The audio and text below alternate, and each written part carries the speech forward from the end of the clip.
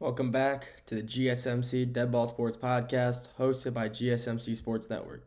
I'm your host, Nolan Jamber. And today, we got a wide variety of things to talk about. NBA playoffs, right around the corner, who's ranked where we're going to go from there. Then we got who we're going to rank, NBA first team, second team, third team, sticking with the NBA. Bounce over to the NFL, talk about the Cleveland Browns, a lot going on over there. Let's talk about that. Then we're going to go to the MLB power rankings for only 2 weeks into the season, but never hurts to, talk about some power rankings too so early. Never hurts. And then finally, we ended off with the MLB lockout, potential MLB lockout at the end of the season. Before we get any of that, though, tips and donations. Tips and donations are a great way to show you guys appreciate the content we put out. And by sending tips and donations, it really means the world. It really means you guys care about the content that we are putting out. So if you do want to tip or donate, please feel free to do so with the link in the bio description if you're watching this through the video. If you're in the live stream, the super chat and the stickers are the best way to do so. If you don't want to donate, you want to leave a comment, that's all right. That's perfectly okay as well. If you're in the live stream, live chat, I'll get to that as soon as I see it. And if you're not, if you want to leave it not in the live stream, in the comment section, I'll get to that as soon as I see it as well. Just so you know, I get to answer your question in the comment or just talk to you next time you're in the stream. But like I said, if you do want to tip or donate, the two links in the bio and description. If you're in the live stream, super chat and sticker, the best way to do so. I love just being able to donate really means a lot. So if you guys feel free please do so. With that being said, let's get into the content for today, shall we? Like I said first, the NBA postseason. Right around the corner. This is the best time of year for the NBA. It's the best. Postseason basketball. Who doesn't love some good postseason basketball, am I right? The vibes are the best, the players play the best, and they're playing for something. The NBA championship. One of the most important, probably the most, obviously it's the most important time of the year. Got a lot going on in the NBA. Who's playing well, who's not. So let's just start it off. Let's get into it. Let's just talk about it. So, the Western Conference is still a war zone as always. And the Eastern Conference has been set for who knows how long now. For a week and a half. It's been set. Every seed, every team has been set for so long now. But the West is still, still a war zone as always. Let's start with the East first. It's a lot easier to talk about the East because, they're already all set. They're already all ready to go. Excuse me. First off, we got the Cavaliers in the 1 seed. They've been dominating the East all season long. They're the contentious number 1 seed. Boston's at 2. They could flip-flop. These teams are both so good. They're so, dominant on both sides of the ball, both teams. They play well on both sides of the ball. They have everybody who they need. The teams themselves are just playing so well. And Cleveland and Boston are the reasons. They are the 2 best teams in the East. And even with the Knicks in the 3rd seed, the Knicks have not beaten the Cavs or the Celtics once this year. They are a very weak 1-3 seed, unfortunately, to say so. They will not go far in the playoffs. They will be a best semifinal team and probably not make it out of that. It just shows that, they're not. You think how good they play in the regular season. You think they do well in the postseason. But when you haven't beat either the Celtics or the Cavaliers once this season in the regular season, they're just not built for it. Yeah, they can win in the first round, the first round, but past that, they're playing teams that they can't beat, and they're just not a good 3 seed. Then you got the Indiana Pacers at the 4 seed. Very interesting. They're a team, they're a team that makes no noise in the regular season for some reason, and then comes out come playoff time, bang. And then they made it to the Eastern Conference Finals last year, and yeah, they got swept, but still, they made it. Can't hate that. Got Milwaukee at the 5. Even with Dame out, the Greek freak and Giannis is still just playing absolute phenomenal basketball. It's Giannis. It's Giannis. MVP, Finals MVP. He's one of the best basketball players in the world right now. And there's a reason even without Dame, he's carrying them to a 5 seed. The Detroit Pistons in the 6 seed is something that I really do enjoy seeing. Seeing this team, so many young stars, so much potential on this team. Who doesn't like to see the Detroit Pistons in the playoffs? Even me from Detroit, even from Michigan. I love it. I love to see this after losing so many games last year. Who doesn't like to see, the Pistons in the playoffs? Because I sure don't. I sure love to see them in the playoffs, and I'm not opposed to it whatsoever. I can see them making a decent run. Will they? I'm not sure, but I would love to see if they do. Then we got the 7 seed Magic playing the 8 seed Hawks in the first round. And like I've said so many times before, the Hawks will most likely not make it out of the play-in. Maybe if they do, it'll be an 8 seed, but they will lose to the Magic first round. The Magic are a better defensive team. Yeah, the Hawks are a better offensive team, I guess you could say. But even with the Hawks, being so dominant in the play-in, I guess. I mean, they don't do well in the playoffs, and they're just a really mediocre team, and the Hawks will just lose to the Magic just based off the Magic's defensive play. And so the Magic would be put at the 7 seed to play the Boston Celtics first round. And then you got the 9 seed Bulls to play the 10 seeded Heat in the second play-in game. And with that, the winner moves on, the loser's out. So the winner of that game between the Heat and the Bulls, I think, will be the Heat. But the Bulls have been playing really good this past few weeks. And actually, take that back. The Bulls will win this game because of how well they've been playing. They're hot. They've been playing really good the past few weeks. Even with the Heat, I mean, Duncan Robinson, Tyler Hero, Bam Adebayo. I mean, they're just not as good without Jimmy Butler, who is their star. So without him, they just unfortunately can't beat the Bulls. And the Bulls will go on to play the 8 seed of the Hawks in the second play-in game to get the 8 seed. And I think the Hawks will win that game, just because the Hawks are just always a play-in team for some reason. They always make it. So the final seeding will be the 7 seed Magic, and then the 8 seed Hawks, both at the 7 and 8 seed, just how it is. And the 9 seeded Bulls and 10 seeded Heat will just be eliminated. So then Cleveland, they'll sweep the Hawks first round. Boston could be challenged with the Magic because of how good their defensive play is, but their offensive play just isn't nearly good enough to contend with the Celtics. So maybe they'll get 1 or 2 games, so the Celtics should move on. Then you got New York versus Detroit. Realistically, I'm being so serious. I do think the Detroit Pistons could beat them in a 7-game series. I think they will. In a 7-game series, the Pistons will win. I think that right now they're a better team than the Knicks, and they just played the Knicks last night. They beat them again, 3-0 in the season. I think with that in mind, them going into the playoffs against the top 3 team in the East, they're ready to play, they're ready to win, and they will beat the Knicks in a 7-game series. And then Indy versus Milwaukee, I mean, who knows? I mean, I'm going to take Milwaukee because I think they have better depth, but even with Dame out, that is the big factor of why maybe they will lose, but you'll never know. But as of right now, I do have Milwaukee winning.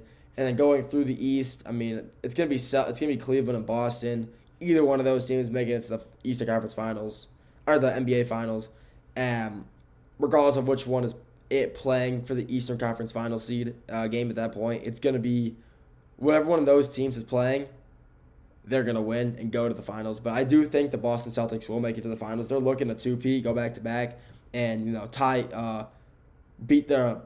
get a bigger lead on the Lakers for how many total championships. They're already 1 ahead of the Lakers because last year, and getting 1 more, putting them 2 ahead. Well, that's always helpful to get 2 ahead of your competition. Let's go to the Western Conference now. The West is still a war zone. I mean, there's still a few games left to play, and there's no team. The top 3 teams are locked in. Every other team from 4 to 10 is still, movable. You can still interchange them. You got OKC at the 1. Yeah, that makes sense. They've been the 1 seed the entire season, and they will end up as the 1 seed. Houston at 2. Very surprising to see Houston at the 2. I mean, they weren't that good last year, and, here they are now, being the number 2 seed in the very tough Western Conference. You do like to see that for Houston fans. LA at the 3. Luka has changed this team so much. Luka is the reason they are here right now. I think if they still had AD and Max Christie and they never made that trade, they could still be in the playoffs for sure. They could definitely be a 4, 5, 6 seed. But since Luka's here and he's playing great basketball, he's the reason they're in the 3 seed because he's playing so good. Then you got here the interchangeables. Denver at the 4. They should be there. They are the best player in the world in Jokic on that team right now. I mean, it just makes total sense. They're a phenomenal team. And, I mean, there's nothing more to say. They're a phenomenal team that deserve to be there, even with the firing of Michael Malone, with their interim head coach and the GM gone as well. I mean, they're still the best team. Jokic is still the best player in the world, and if he plays the right way, he will take them back to another NBA final. The Clippers at the 5. Nobody's talking about the Clippers at all. It's insane that nobody's talking about the Clippers.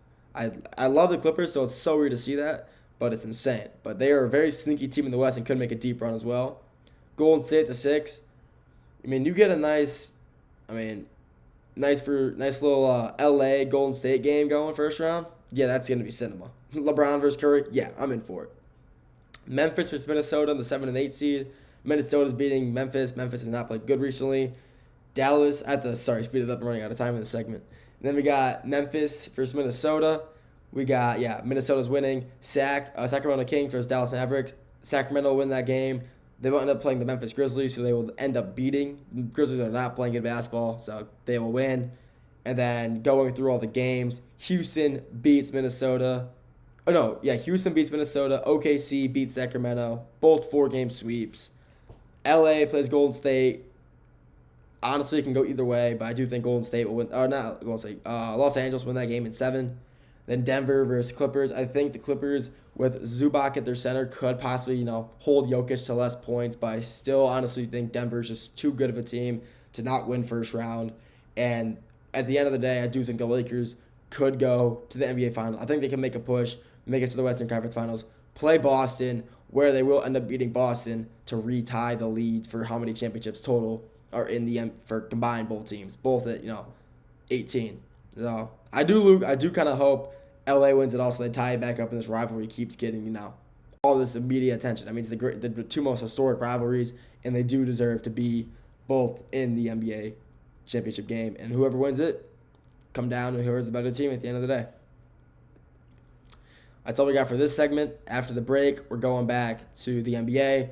We're talking NBA team not power rankings, but NBA first team, second team, third team, who I think will go where. And then we're going to the MLB, and then the NFL as well, Cleveland Browns, then back to the MLB. We got season lockout potentially, and power rankings for the first week of the year, first 2 weeks. We'll get to that as soon as the break is over. I feel like I'm losing my mind. Is everybody in the world blind? Please, Lord, give me a sign, a sign. I feel like I'm losing my mind.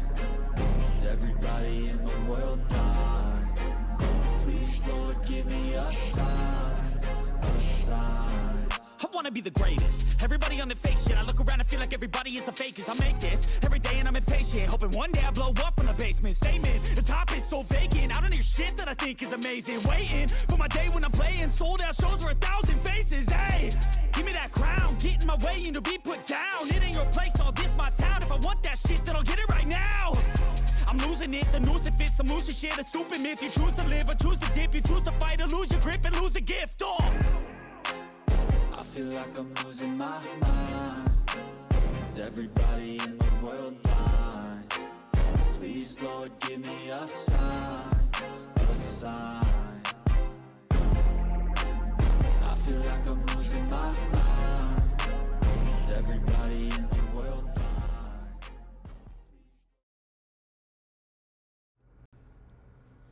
Welcome back to the GSMC Dead Ball Sports Podcast, hosted by GSMC Sports Network. I'm your host, Nolan Jamber. First segment, we went over NBA postseason, NBA playoffs, right on the corner. Talked about that. This segment,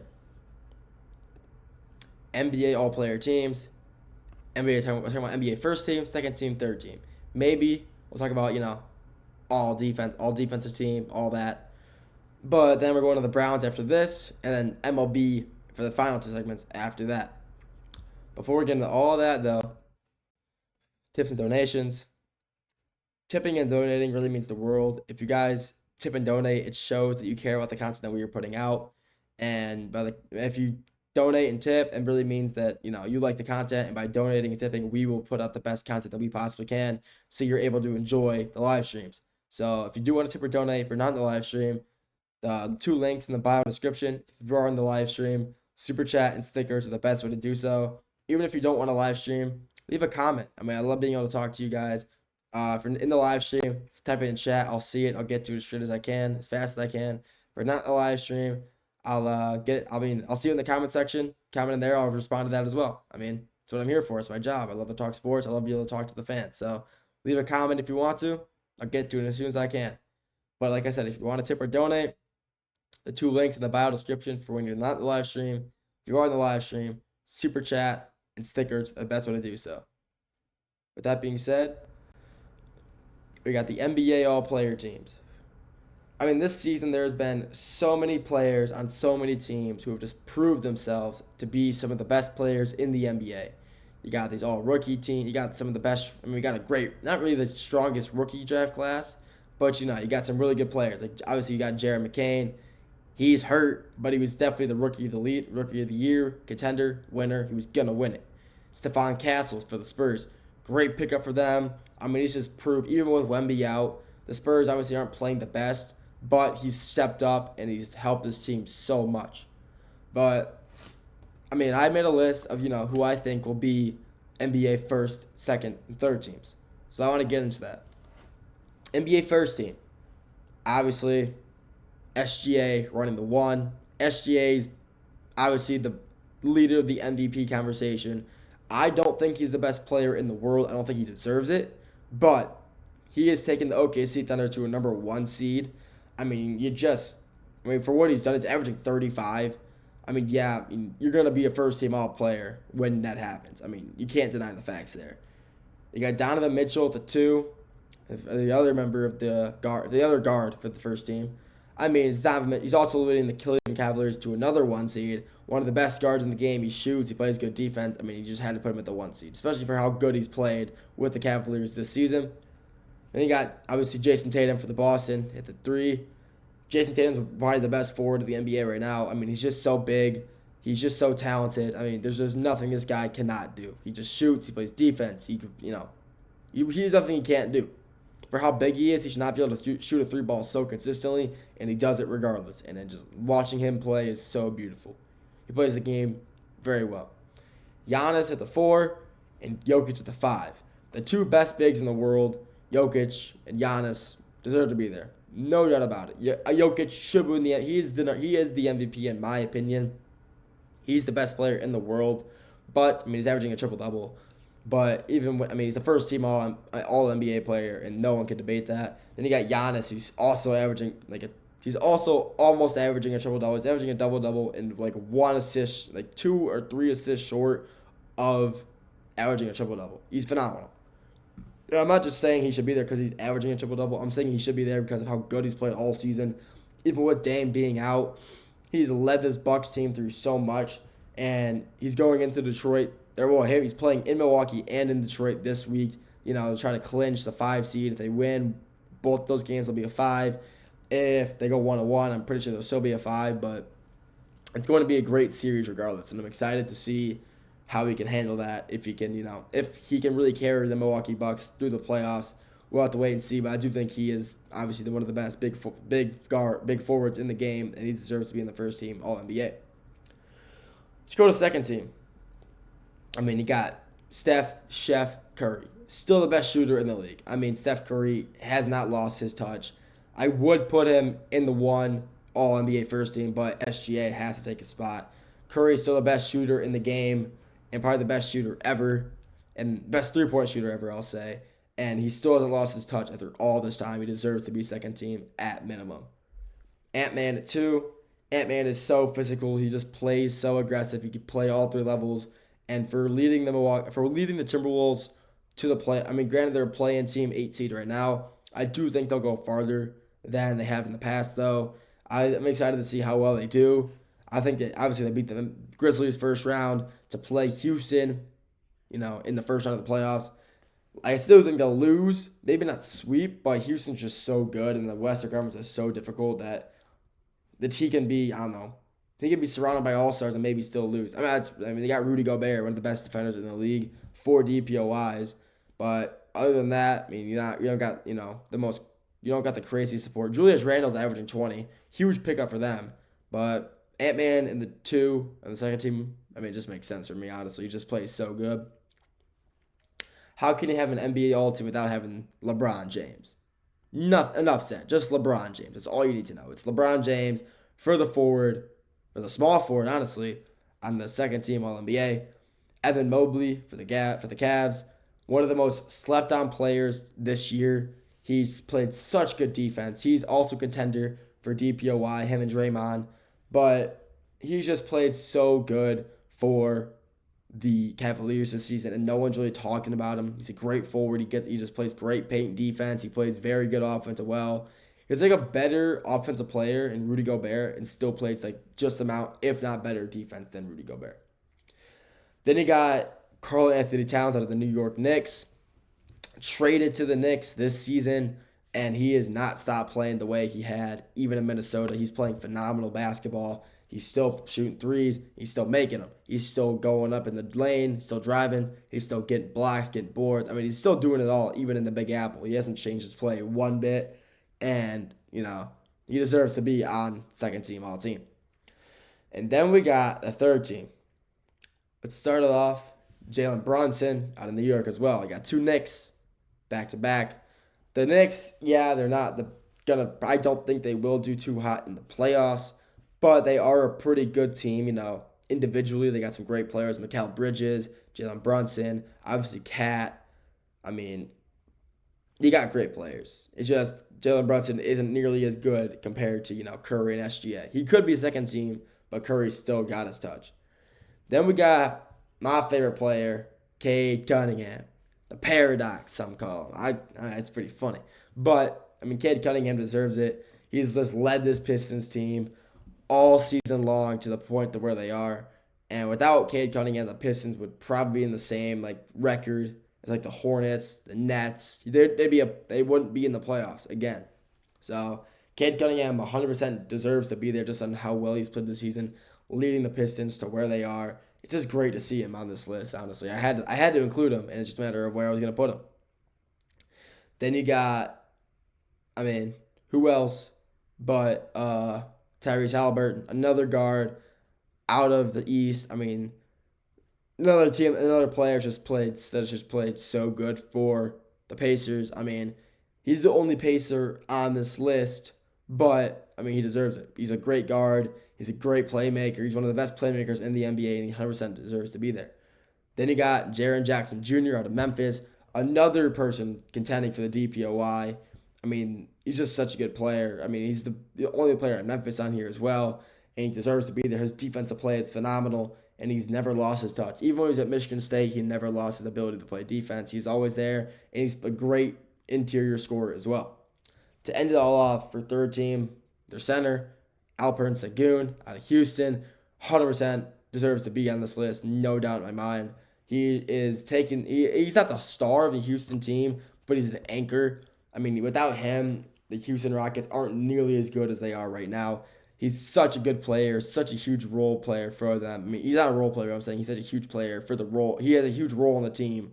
And, for what he's filled in, for what he's done for this team all season long, no one can doubt that he's an all-NBA player. No doubt in my mind. And honestly, I think there can be adjustments to this list. Players who didn't make it. Players who should be on it, shouldn't be on it, But this is just my opinion. Obviously, it's my opinion, so I don't really care what anybody else has to say about that. I think it's not a perfect list. Obviously, I know it's not a perfect list, but I just think it's the best fit for who I like the most and who I think deserves to be there the most. That's all we got for this segment. Next segment, we're switching it up, going to the NFL, talking about the Cleveland Browns. To end it off, we're talking MLB, player lockout, and MLB power rankings for the first few weeks. We'll get right back to that after the break. Looking for your daily fix of sports talk without having to pay for it? GSMC Sports Network is available on YouTube. Just search GSMC Sports Network. Get your fix of daily sports talk shows on YouTube, absolutely free. NFL, college football, NBA, MLB, MMA, UFC, fantasy football, and so much more. GSMC Sports Network has shows running all day long, with new sports shows starting every 2 hours. Just like on your favorite cable sports channel, except GSMC Sports Network is absolutely free. Just search GSMC Sports Network on YouTube to catch one of your new favorite shows, like the GSMC College Football Podcast, Chip Shot Football Podcast, Hoops and Heels Women's Sports Podcast, GSMC Basketball Podcast, and so many more. Check it out for yourself. GSMC Sports Network, now available on YouTube absolutely free. Search GSMC Sports Network on YouTube right now.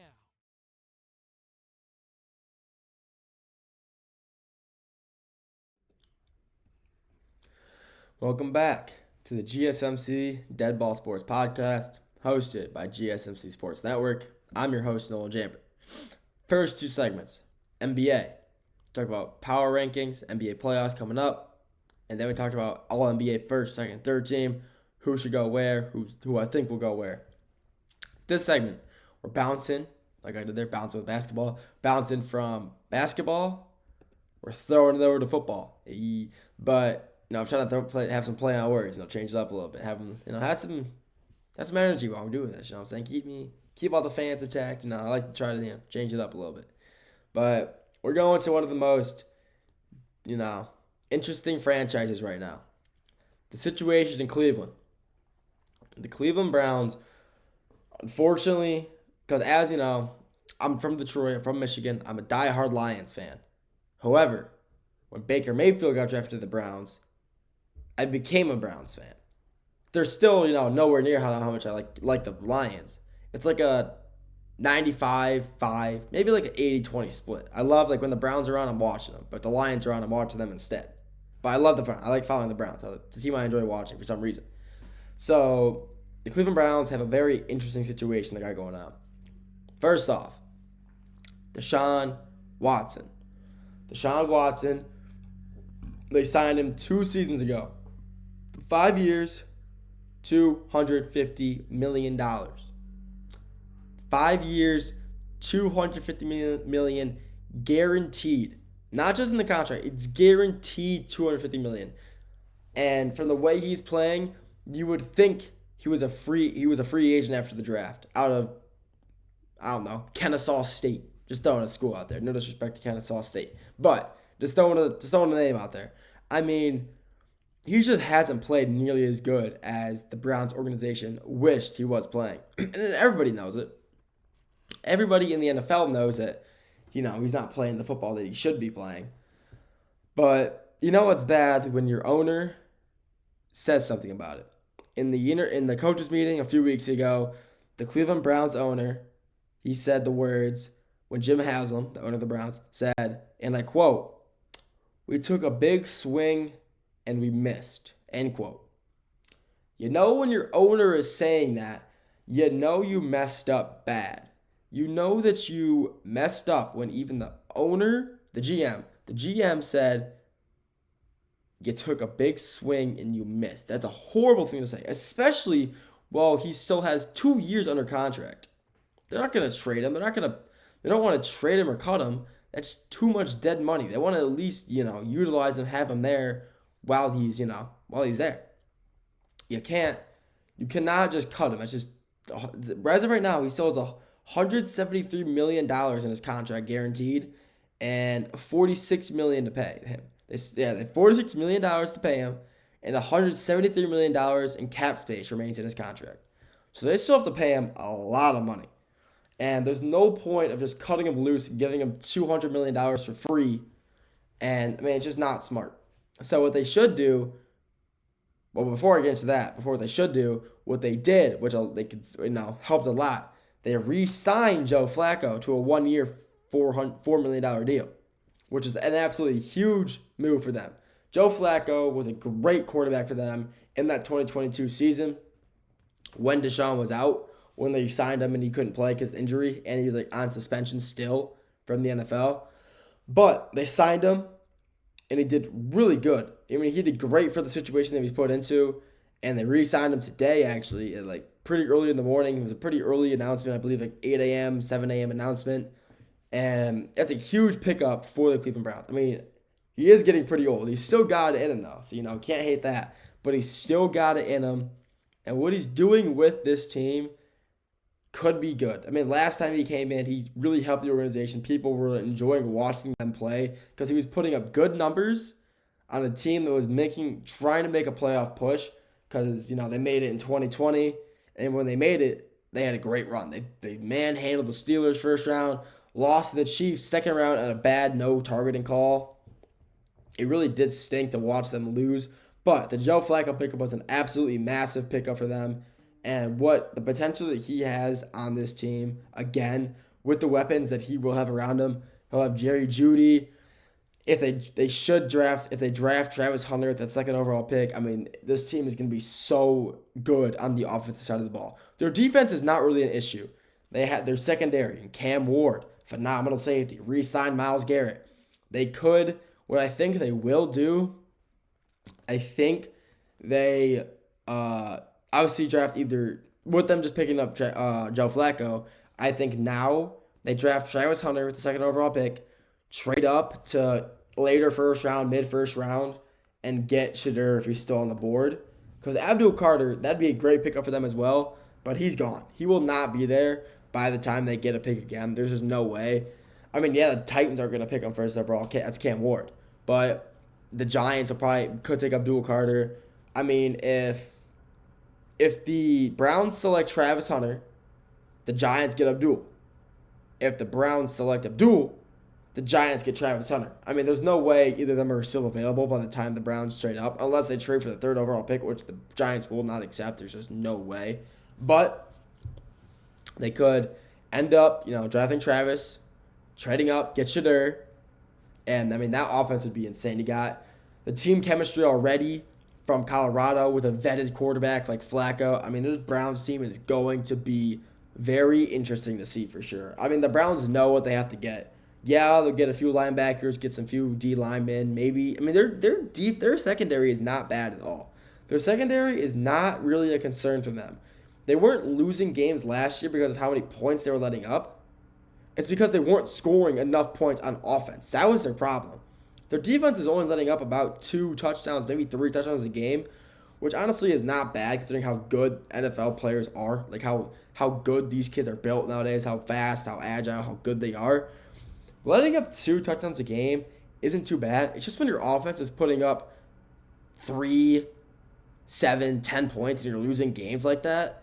I mean, it's just a bad look. And towards like the last 3 games of the season, they weren't making the playoffs. They won 3 games. They just started to sit all their starters anyway. So they're going to rest them up. Yeah, towards the end of the season, you can look at the box scores.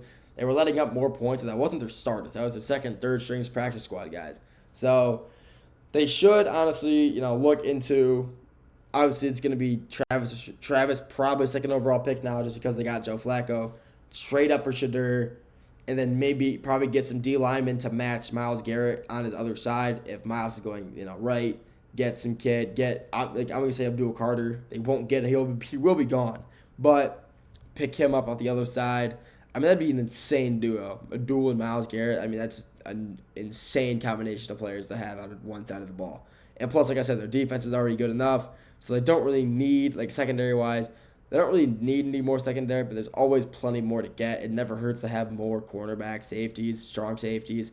Never hurts to get guys of that, guys of that nature. Linebackers, their linebackers aren't, the best in the NFL. They're not the worst. They're very middle of the pack, so they could address some linebacker situation later in the rounds because linebackers, they do go kind of early, so you would have to, second, third round guys. If you're that good, a first round linebacker. But they should address the linebacker situation probably in the third or fourth round. There can be some guys, who are sitting around waiting to get picked. So at the end of the day, we're just going to have to wait and see how that turns out. They should, obviously go Travis Hunter first, possibly Shadur if possible, and then they'll go from there. Go defense after that. The running back room is fine. Offensive line is really good. I think their offensive line is good. People don't, but I think they have they're good enough offensive line to, protect Joe Flacco. They can always make trades as well. They have a lot of cap room, even with this Deshaun Watson contract. They still have a lot of cap room, so they could make some quick 1-2 year signing deals for a few $1 million and call it quits after that. Make some moves and bang. Well, we will see in about 2 weeks, week and a half, when we're going to Green Bay for the draft. We'll see what happens with Cleveland. We'll see what happens to every team, but Cleveland Browns are going to be a very interesting team to see draft, who they'll pick, who will go where, and, what they decide to do. So they matter their time. That's all we got for this third segment. The next 2 segments, like I said, we're going to the MLB. We're talking MLB Power Rankings, Week 2, and then a possibility of a MLB lockout in 2026. We'll get right back to that after the break.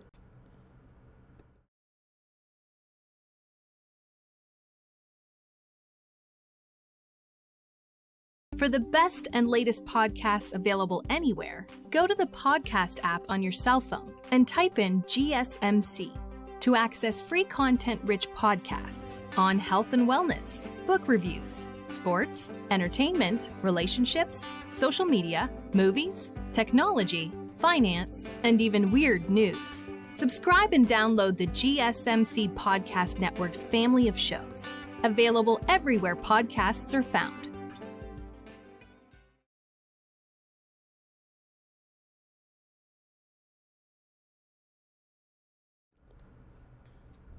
Welcome back to the GSMC Double Sports Podcast, hosted by GSMC Sports Network. I'm your host, Nolan Jamber. First, your segments. NBA, had to talk about the power rankings in the playoffs right now, who's going to go where. Talk about first team, second team, third team, who I think deserves to be in each spot, who is, obviously, in my opinion, who I thought would be in each spot. And I thought it was a pretty good list, so talked about that. And then, last segment, we're talking about the Cleveland Browns, that situation in the NFL, who they should draft, who they might draft. Talked about that. Segment number 4, MLB Power Rankings. We are currently in week 2 of the MLB, going on week 3, but had to talk about the power rankings. We got some teams in here that, are just funny. I mean, there's teams in here that, there's no bad teams in here. I'm going to talk about the top 6 teams. But none of these teams don't deserve to be here. But it's just like some of the teams, how they're performing right now, they could easily drop within the next, week or two. So let's start it off. I'll go from 6 to 1. We'll go from non-chronological. 6, 5, 4, 3, 2, 1. Change it up. In the 6th spot, the Chicago Cubs. Not the White Sox. I almost said Chicago White Sox. It's the Cubs. The Chicago Cubs are one of the best offensive ratings in the MLB right now. Not because of their hitting, because of their ability at the plate to not swing, take walks, and get steals.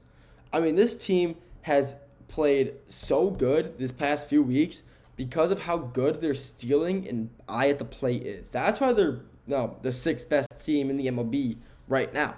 Because they don't swing at wild pitches. They're looking for the balls. They know the strike zone. They're knowing, what's coming. They scout report. They know those scouting reports.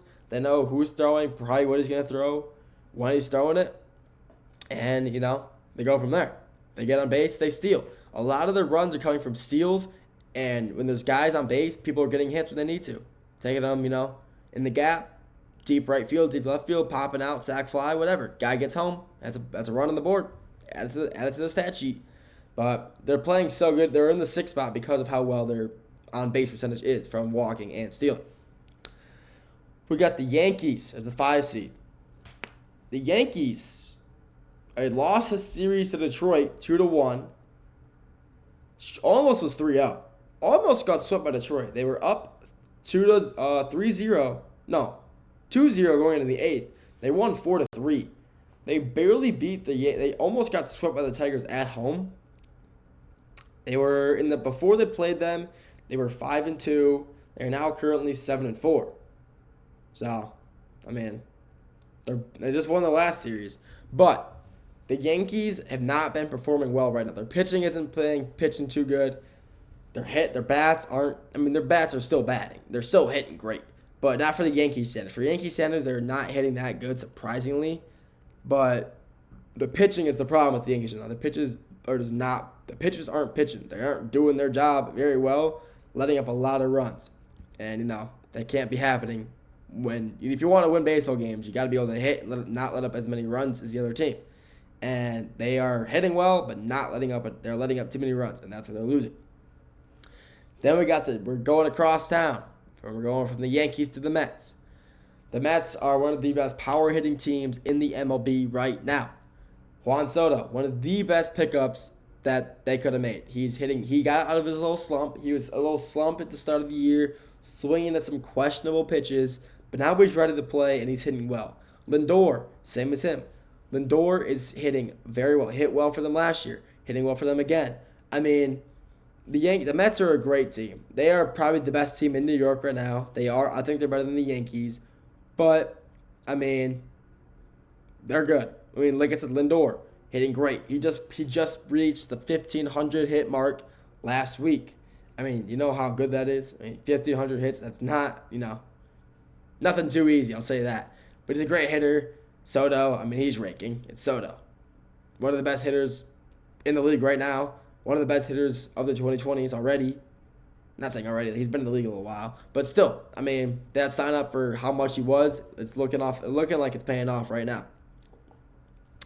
We got San Diego in the 3 spot. I mean, San Diego, one of the only teams to start undefeated with the Dodgers. I mean, it's the Padres. They're playing well. They're playing great baseball. I mean, what else can I say about them? They have the 3rd lowest ERA in MLB because their pitching is so dominant. They have the 3rd lowest ERA, and that's why they have such a good record. They only have 3 losses as of right now, and their pitching is just so good right now. Their hitting isn't, it's not super good. It's not horrible whatsoever. It's actually pretty good. You're not going to be the 3rd best team in the MLB with bad hitting. But it could be better. They're just they're winning games because they're getting so many, they're pitching so well, letting up so little runs that their hitting doesn't have to be as good. They're getting 2-3 runs and winning games 2-0, 3-0, 3-1. I mean, who cares? If you're winning games, you're winning games. You can't even, can't hate that. I wouldn't hate that at all, honestly. But honestly, Robert Suarez, I mean, he's their best pitcher right now. He's one of the best closers in the league right now. And him being able to come into games, finish them strong from the 7th inning when they need him to. I mean, a closer should be for the 8th and 9th. He comes in the 7th and he just does his thing. And Robert Suarez is one of the reasons the Dodgers are doing so well because of his pitching ability. You got the Phillies in 2, Red October. I love the Phillies. Phillies are one of my favorite teams in the MLB. I love watching them play. Kyle Schwarber, he's hitting. He's always been a hitter, and he's fine. He's got his rhythm again, and he's hitting. I mean, then you got guys like Castellanos. I mean, when he hits a home run, check on your families. I mean, this guy just seems to just do better on national when there's like a tragedy happens. But, I mean, this team, Bryce Harper, Brandon Marsh, I mean, these guys are just hitting so well right now, and I mean, that's the reason they're the 2nd best team in the MLB. They're playing so well, and, I mean, they're just hitting, they're pitching. I mean, they just have some of the best hitters. Like I said, Kyle Schwarber, Castellanos, Bryce Harper. I mean, Bryce Harper is one of the best players of the MLB. I'm not going to say in MLB history, but the 2010s era, he was probably my favorite player behind Mike Trout that wasn't on the Tigers. And he's still playing good he's been in the league a little while, but he's still playing great baseball. I mean, this Phillies team is just hitting so well that, I mean, they're going to make a run because of how good, because their plate discipline is just like the Cubs, except they're hitting a lot. They're hitting better than the Cubs, and that's why they're also scoring so many runs a game. And then at number 1, who saw this coming? Not me. The Los Angeles Dodgers, the reigning MLB champions. Who would have thought the team with the... You know what's funny? Not even the biggest payroll in the MLB, and they're the best team. They're the 3rd. They have the 3rd highest payroll. You got the Mets, both teams in New York. Mets, Yankees. Then you moved to LA. I mean, it's the 3 biggest market teams in the world, New York and LA. You would think the Angels would be on there too, because they're LA, but they're not. Angels are having a good season though, 8-4, playing good. But let's go back to the Dodgers. I mean, it's LA. I mean, they started 9-0, lost to the Cubs. Started 9-1, lost 2 more, 9-3. I mean, 3-game losing streak. I mean, for a team that started 9-0, you never want to see a losing streak. But, I mean, it's still the Dodgers. They can be on a 5-game losing streak and go on a 20-game win streak. It's the Dodgers. No one is stopping the Dodgers right now. I mean, Blake Snell, Clayton Kershaw. I mean, Blake Snell's pitching great while Kershaw's out. When Kershaw comes back, they will just be back to full strength. I mean, Blake Snell's a phenomenal pitcher as well. I mean, who else? I mean, the Dodgers are just the best team in the MLB. They are so good on every side of the ball. They're hitting. They're fielding. Freddie Freeman, Mookie Betts. I mean, these guys play phenomenal infield ball. phenomenal bat play. I mean, these guys are they probably will go back-to-back. And on paper, I've said this before, they are the best team historically on paper. I think they are the most talented team on paper ever. Yeah, you could say, ooh, the 1980 Yankees. Nostalgia's the thing. I'm telling you, it's because of nostalgia. I guarantee you any team from the 80s, 90s play the current Dodgers, they lose by 5, maybe 5 is too much, 2 runs minimum. The Dodgers are just so good nowadays. They're just such a good team that they play any team from any era and they win. They are just possibly the best team ever on paper. And if people are watching this and disagree, I'm sorry, but that's just my take. I think they're the best team ever on paper. And with the roster they have, no one can tell me otherwise. You have the best two-way player of all time in Shohei. He's already the best two-way player ever. You don't steal 50 bags and get 50 home runs in a single season. The first player to ever do that, by the way. 50 stolen bags and 50 home runs in a single season. First player ever. You don't just do that. You don't just do that. I mean, that's just actually insane. And he wasn't even pitching last year. And he's not going to pitch again this year. When he comes back on the mound, I believe later this year or next year, he is going to be a force again. He will win another MVP. I mean, he's going to end his career with like 4 or 5 most likely if he pitches and bats again. I mean, like he used to. I mean, it's Shohei, best player possible. He's already. I mean, at this rate, he'll be one of the best players, possibly the best player ever, if he keeps this up. But before I wrap it up for this segment, I'm gonna go over it one more time.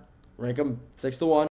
We had Chicago Cubs at the 6, Yankees at the 5, Mets at the 4. Excuse me, I burped. I'm sorry. San Diego Padres at the 3, Philly at the 2, and the Dodgers at the 1. I think that's possibly the best list you can get. But if you think so, if you think differently, let me know. That's just my list. That's all I got for this segment. To end it off, staying with the MLB. MLB possible lockout. We'll talk about it right after the break.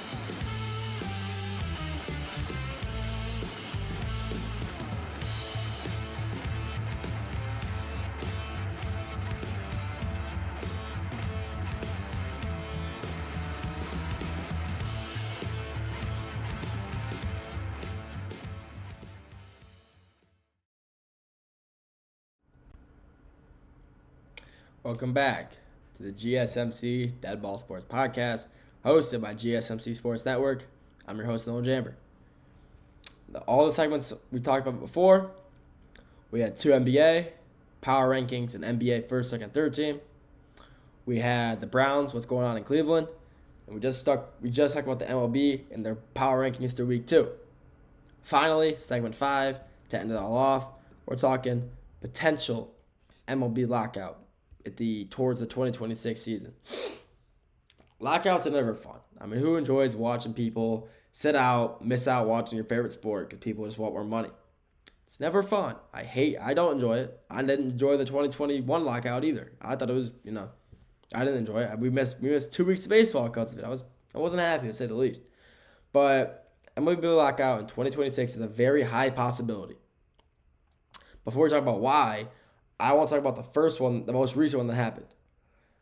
It started December of 2021, lasted 99 days. Couldn't make it to 100. And 99, I think that's pretty funny.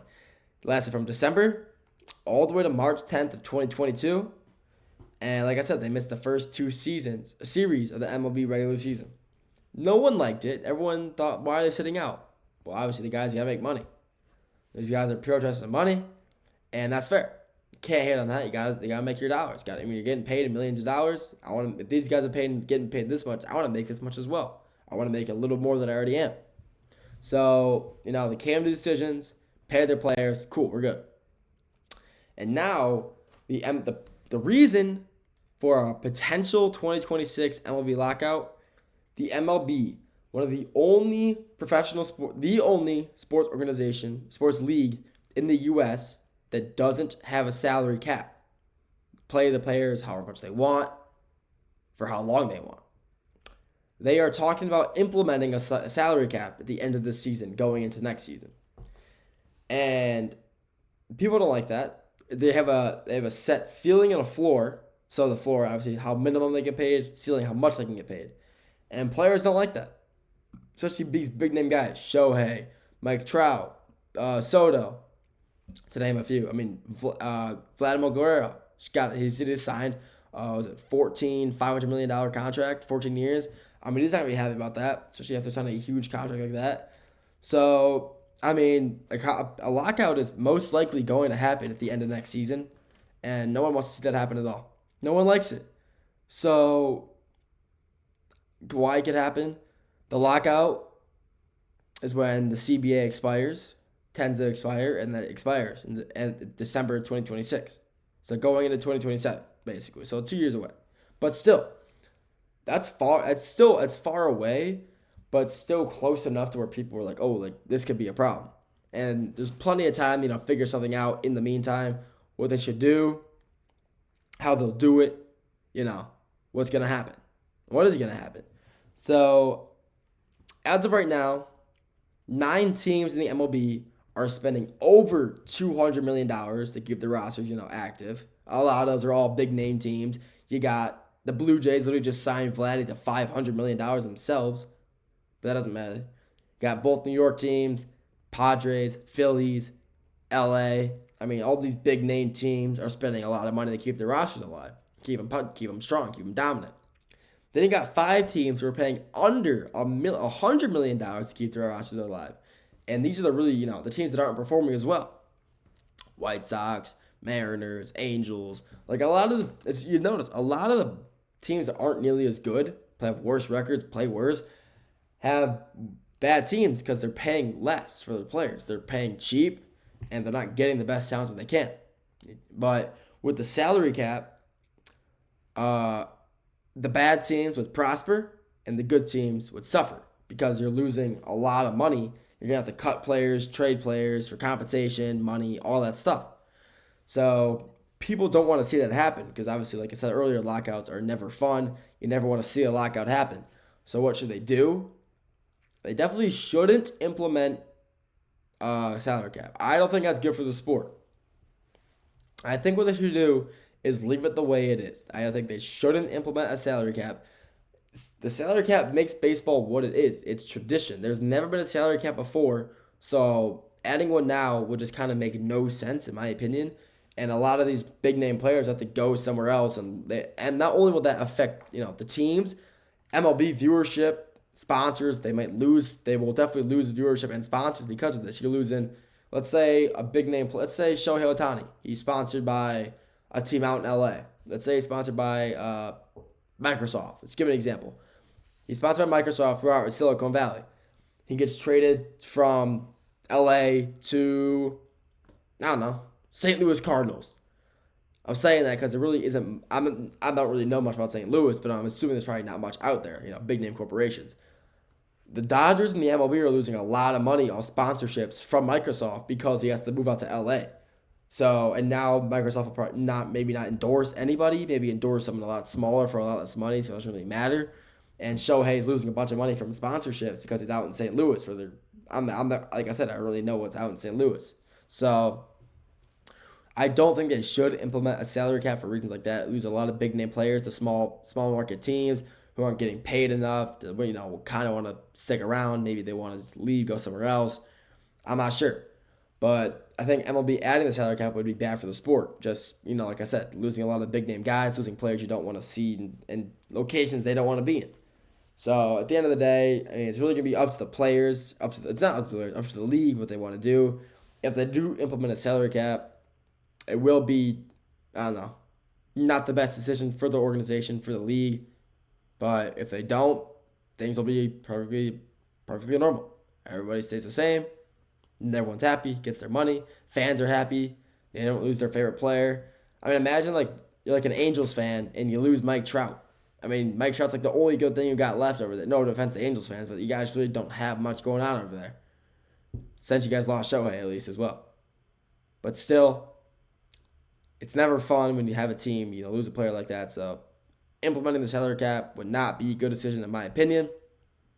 Adding it would be very catastrophic for viewership and money reasons as well. So at the end of the day, we will have to wait and see what the MLB decides to do. If they do decide to do it, interesting decision. But we'll have to wait until December 2026, which is still 2 years away, basically. But a year and a half, I guess. But in the grand scheme of things, that's right around the corner. And that's a lot of money left on the table for the MLB to decide what to do. If they'll do it, we'll have to wait and see. But like I said, it's only a matter of time. Thank you all for tuning in to the GSMC Dead Ball Sports Podcast, hosted by GSMC Sports Network. Your continuous support really does mean the world. So if you want to, if you're on YouTube, please like, share, and comment. It's always the best when our fans get to promote our content, gets our names out there. It really means a lot. If you want to stay up to date with all GSMC Sports News Network, just follow us on all our socials. Instagram, Facebook, Twitter /X, Instagram, Snapchat. It's the best way to stay up to date with everything we're posting, everything that's going on, who's posting what, all that. So like I said, thank you for your continuous support. Have a great rest of your day, and I'll talk to you all very soon. Have a great day and a great weekend.